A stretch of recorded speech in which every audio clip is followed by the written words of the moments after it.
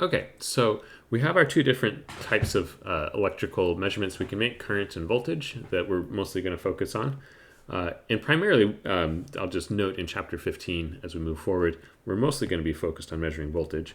But let's think about what these two different things measure, right? So if we're looking at current, it's number of electrons per second moving through a circuit, right? And whereas the voltage is sort of the force pushing on the electrons. How much do these electrons want to move, and how much do they want to move in a particular way through a circuit? So force pushing on electrons.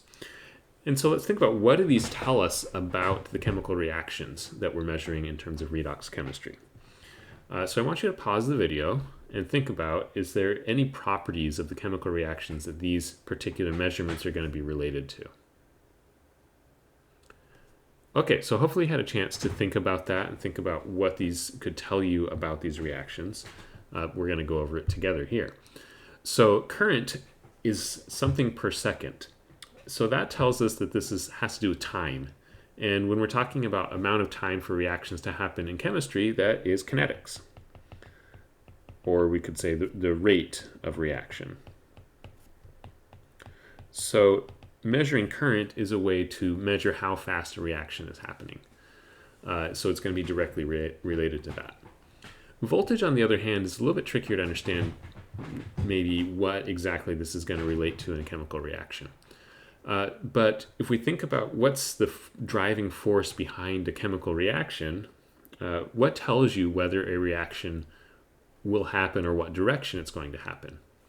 Ultimately, that is related to our Gibbs free energy, right? If we have a negative Gibbs free energy, that tells us a reaction will proceed in the forward direction, whereas if we have a positive Gibbs free energy, it tells us it's going to go the opposite way.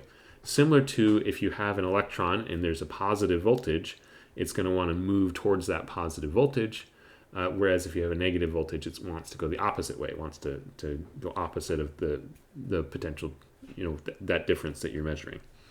So current is related to kinetics. Voltage is related to delta G, which, as we have discussed earlier in this class, is also related to equilibrium.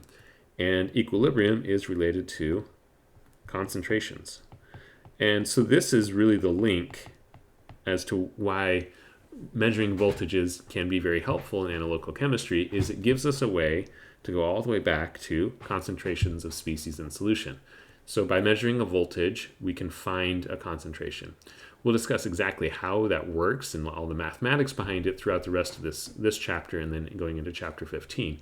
But fundamentally, conceptually speaking, this is where that idea comes from. So we're going to focus a lot on current, on voltage. We're not going to talk a lot about measuring current, but it is another analytical measurement you can make. It's more directly related to rates of things rather than measuring concentrations, like we typically want to do for analytical chemistry.